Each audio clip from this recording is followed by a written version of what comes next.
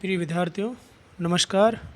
मैं चैनाराम महिला, assistant professor राजनीति विज्ञान, राजकीय भांगड़ महाविद्यालय डीडवाना से।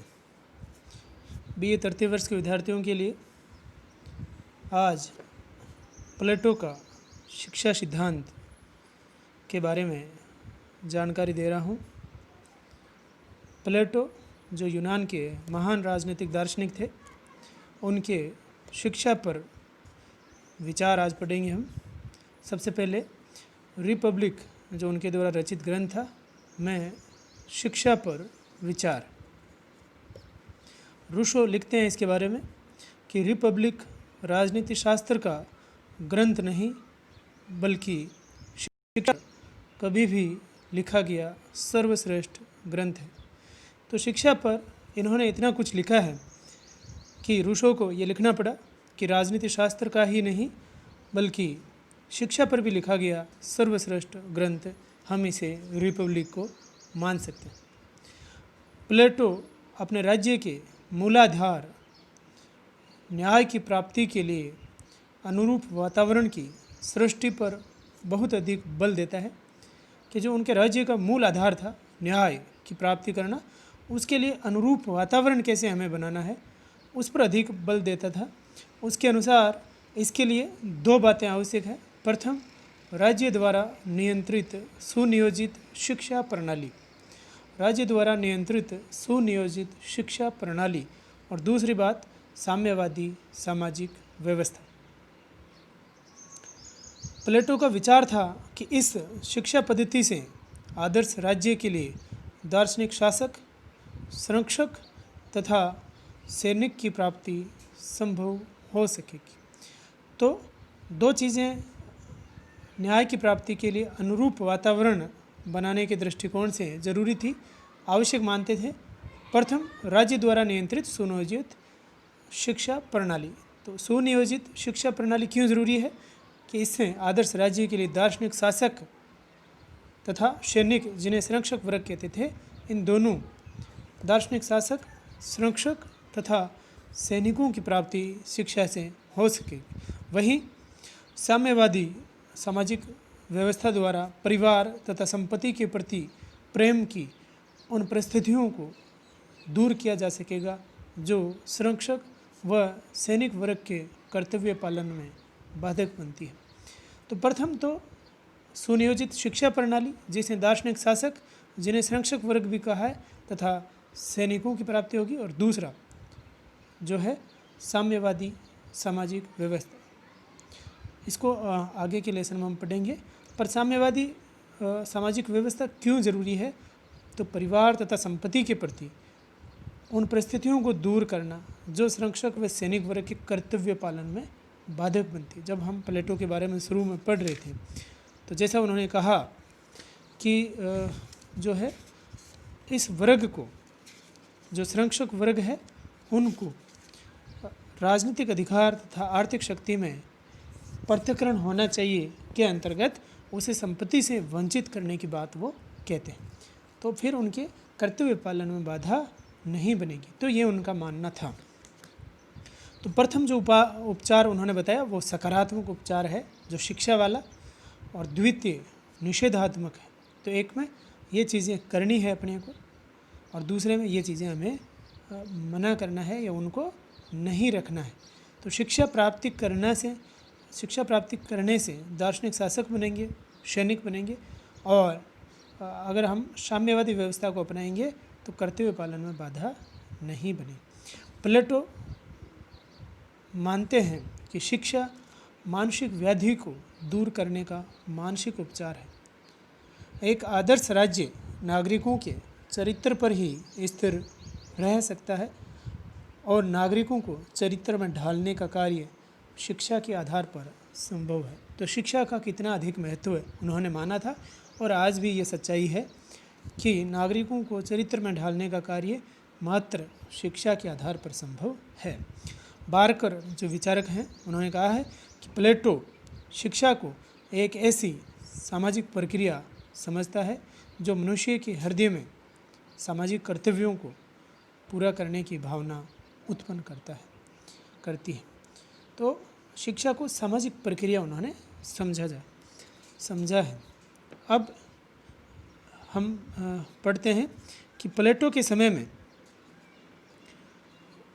एथेंस व स्पार्टा जो नगर थे उनके पास में, एथेंस के वो रहने वाले थे, तो उन नगरों में या उस समय कौन सी शिक्षा पद्धतियाँ विद्यमान थी, तो उसी में एथेंस की शिक्षा पद्धति। प्लेटो के समय में दो प्रकार की शिक्षा पद्धतियाँ प्रचलित थी, पहली पद्धति एथेंस की और दूसरी स्पार्टा की। तो हम इसमें से एथेंस के बारे में पढ़ रहे हैं अभी। एथेंस की शिक्षा पद्धति, एथेंस में शिक्षा प्रत्येक परिवार का निजी कार्य समझा जाता था और इसमें राज्य का हस्तक्षेप नहीं था। ये मुख्यतः 3 स्तरों पर बंटा हुआ था। प्रथम, प्राथमिक शिक्षा 6 से 14 वर्ष तक। इस शिक्षा के प्रमुख विषय पढ़ना लिखना, प्राचीन कवियों के साहित्य का अध्ययन करना, संगीत तथा व्यायाम थे। दूसरा, माध्यमिक शिक्षा, ये धन देकर सोफिस्टों से प्राप्त की जाती थी। सोफिस्ट विचारक हुआ करते थे, जिन्हें हम अपने यहाँ पे भाषा में माने तो वो जिन्हें हम कह सकते हैं कि विद्वान लोग, जिन्हें पहले साधु संत मानते थे, जिनके पास में अध्ययन करने के लिए जाया करते थे उनके गुरुकुल में, वैसे ही तो वहाँ पे सोफिस्ट हुआ करते थे। उनको धन देकर ये शिक्षा, माध्यमिक शिक्षा जो है वो प्राप्त की जाती थी, जिसमें अलंकार शास्त्र, मतलब जो साहित्य का भाग है, अलंकार शास्त्र, भाषण कला, राजनीति आदि विषयों की प्रधानता थी। यह 14 से 18 वर्ष तक थी। तृतीय स्तर, यह 18 से 20 वर्ष तक थी। इसके अंतर्गत एथेंस के प्रत्येक युवक के लिए सैनिक शिक्षा अनिवार्य थी। सैनिक शिक्षा प्राप्त कर लेने के उपरांत ही व्यक्ति को पूर्ण नागरिक अधिकार प्रदान किए जाते थे। तो एथेंस की ये शिक्षा पद्धति व्यक्ति के शारीरिक, मानसिक, चारित्रिक विकास के लिए उपयुक्त थी, किंतु इसमें शिक्षा देना राज्य का नहीं वरन परिवार का दायित्व होने के कारण यह शिक्षा राज्य की प्रकृति और आवश्यकताओं के प्रतिकूल होती थी। तो इस कारण इसे जो है इन्होंने पसंद नहीं किया। दूसरी है स्पार्टा की शिक्षा पद्धति। स्पार्टा की शिक्षा पद्धति पूर्णतया राज्य द्वारा नियंत्रित थी। स्पार्टा चारों ओर विरोधी राज्यों से घिरा होने से यहाँ कठोर सैनिक प्रशिक्षण की व्यवस्था प्रचलित थी। स्त्रियों के लिए भी शारीरिक शिक्षा अनिवार्य थी, जिससे उनकी संतान बलवान व पुष्ट हो। स्पार्टा के बच्चों को 7 वर्ष की आयु में ही उनके परिवार से ले लिया जाता था और राज्य के अधिकारी उनकी संपूर्ण शिक्षा की व्यवस्था करते थे। इसका पाठ्यक्रम संकुचित था। यहाँ शारीरिक प्रशिक्षण की व्यवस्था तो श्रेष्ठ थी, लेकिन मानसिक और बौद्धिक प्रशिक्षण उपेक्षित था। तो एक तरफ जिसमें एथेंस में शारीरिक प्रशिक्षण पे कम जोर था, वहीं इसमें चूँकि इसकी कह सकते हैं कि राज्य की स्थिति ऐसी थी, तो शारीरिक प्रशिक्षण को यहाँ पे प्रधानता दी गई। प्लेटो ने इन दोनों पद्धतियों के गुणों का समन्वय किया। एथेंस से व्यक्ति के पूर्ण विकास का विचार ग्रहण किया तथा स्पार्टा से इस बात को ग्रहण किया कि शिक्षा सामाजिक आवश्यकताओं के अनुरूप होनी चाहिए, जिससे व्यक्ति राज्य के प्रति कर्तव्य पालन कर सके।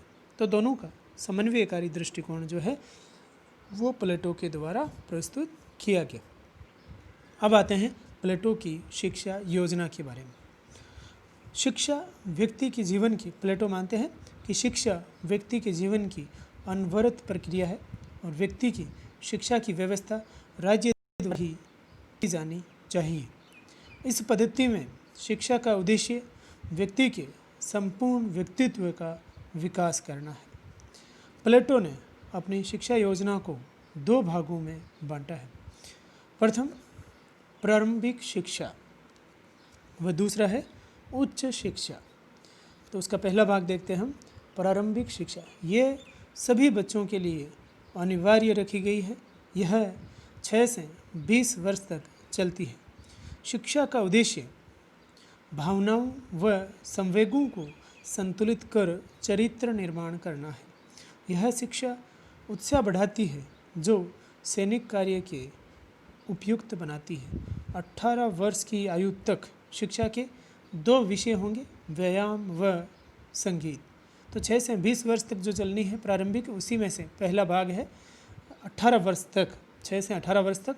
उसमें 2 विषय माने हैं उन्होंने, इसको 2 भागों में डिवाइड किया है। वह है प्रथम व्यायाम व दूसरा संगीत। व्यायाम को व्यापक अर्थ में लिया है प्लेटो ने। इसके अंतर्गत केवल शारीरिक कसरतें ही नहीं वरन पूर्ण शारीरिक विकास के साथ साथ सहिष्णुता, साहस तथा वीरता के गुण विकसित कर चारित्रिक विकास करना है। तो शारीरिक व्यायाम के साथ साथ में वो चारित्रिक विकास पर भी बल देते हैं। मन की शिक्षा के लिए दूसरा जो भाग है, मन की शिक्षा के लिए संगीत आवश्यक है। इसको भी प्लेटो ने व्यापक अर्थ में लिया है। इसमें नृत्य, संगीत, कविता पाठ व सभी ललित कलाएं शामिल है। प्लेटो ने चरित्र पर बुरा प्रभाव डालने वाले साहित्य व कलाकृतियों पर प्रतिबंध लगाने की बात भी कही है। तो ऐसा संगीत की ऐसी शिक्षा देने की बात कही है जिससे कि चरित्र जो है उसका निर्माण हो सके, और जो बुरा प्रभाव डालने वाले संगीत, साहित्य व कलाकृतियाँ हैं उन पर प्रतिबंध। तो कुल मिला के उन्होंने कहा है कि शिक्षा पर राज्य का नियंत्रण होना चाहिए। 18 से 20 वर्ष तक जो दूसरा स्टेप है वह 18 से 20 वर्ष तक साहस, आत्मनियंत्रण और अनुशासन की प्रवृत्ति बढ़ाने के लिए सैनिक शिक्षा होगी। तो 2 वर्ष तक सैनिक शिक्षा देने की वो बात करते हैं। अब दूसरा जो भाग है उच्च शिक्षा। 20 वर्ष की प्रारंभिक शिक्षा के बाद बौद्धिक व क्रियात्मक परीक्षा लेने की बात कही है उन्होंने। अनुत्तीर्ण व्यक्ति जो उसमें फेल हो जाएंगे, अनुत्तीर्ण व्यक्ति देश के सैनिक व उत्पादक वर्ग का निर्माण करेंगे। जो फेल हो गए वो सैनिक व उत्पादक वर्ग, जो 3 वर्ग शासक, सैनिक व उत्पादक की बात थी, तो उसमें शासक ही बच रहा है। सैनिक व उत्पादक वर्ग या 20 साल की परीक्षा में फेल होकर के वो बाहर हो जाएंगे। परीक्षा में उत्तीर्ण व्यक्ति ही उच्च शिक्षा के हकदार होंगे। यह शिक्षा राज्य के शासक या संरक्षक वर्ग के लिए है। इसमें और बड़ी बात जो ये कह रहे हैं कि इसमें स्त्री व पुरुष दोनों भाग ले सकते हैं। तो जहाँ पहले एथेंस में स्त्रियों को शिक्षा में भाग लेने का अधिकार नहीं था, तो यहाँ पे स्त्री व पुरुष दोनों के भाग लेने की बात या दोनों के समानता की बात जो है वो ये करते हैं। इसके पाठ्यक्रम में गणित, नीतिशास्त्र, ज्योतिष व दर्शन शास्त्र विषय रखा गया था। गणित प्लेटो का प्रिय विषय था और आपको पता ही होगा कि उन्होंने अपने अकादमी के जो है मुख्य द्वार पे ये लिखा था कि ज्यामिति से अपरिचित व्यक्ति यहाँ प्रवेश नहीं करे। तो गणित जैसी का भाग है ज्यामिति, वो इनका प्रिय विषय था। क्यों था? और वह इसे वो ये इस प्रकार है कि वह इसे दर्शन शास्त्र की प्रथम सीढ़ी मानता था। तो दार्शनिक राजा बनाना है तो इसका मतलब दर्शन शास्त्र की आवश्यकता है। तो उसकी प्रथम सीढ़ी गणित होने के कारण गणित से इन्हें विशेष लगाव था। दर्शन के भावी अध्ययन का मार्ग प्रशस्त करने तथा युद्ध में उपयोगी होने के कारण गणित को विशेष स्थान उनके द्वारा दिया गया। तो ये कारण इसमें आ गया। 10 वर्ष की उच्च शिक्षा के बाद 20 से 30 तक 23 वर्ष की आयु में एक परीक्षा होगी जिसमें असफल होने वाले राज्य के साधारण अधिकारी होंगे। जो फेल हो गए वो साधारण अधिकारी बन जाएंगे। पास होने वालों को 5 वर्ष तक गणित, न्याय, तर्क व दर्शन की शिक्षा दी जाएगी। तो इस पर तर्क व दर्शन पे विशेष जोर दिया गया है। फिर 15 वर्ष तक व्यवहारिक शिक्षा प्राप्त करने की बात कही। तो इतने वर्ष तक 35 वर्ष की आयु तक शिक्षा लेने के बाद अगले 15 वर्ष 50 वर्ष तक की आयु तक वो व्यवहारिक शिक्षा लेने की बात करते हैं, ताकि उनको जो सिद्धांत, जो चीज़ें उन्होंने अपने जीवन में पढ़ी है उनको लागू करने में समस्या नहीं आए। इस प्रकार 50 वर्ष की आयु तक सभी परीक्षाओं में खरे उतरने वाले दार्शनिक ही शासक बनने के अधिकारी। तो ये जो 50 वर्ष की आयु तक सब परीक्षाओं में जो खरे उतरेंगे, जो उत्तीर्ण होंगे, वही दार्शनिक राजा बन सकेंगे। ये प्लेटो की शिक्षा व्यवस्था। अब आते हैं इसकी आलोचना पर। पहले इसकी जो अच्छाई है वो देखते हैं। सेबाइन क्या कहते हैं इनकी शिक्षा के द्वारा, शिक्षा के ऊपर। प्लेटो द्वारा प्रतिपादित उच्च शिक्षा का सुझाव मौलिक व महत्वपूर्ण है। तो सेबाइन ने इनकी प्रशंसा की है। मैक्सिवी क्या कहते हैं कि प्लेटो की शिक्षा योजना अनेक दृष्टियों से आधुनिक लगती है। तो इन दोनों ही विचारों को और कई सारे विचारकों को ये अच्छी भी लगी।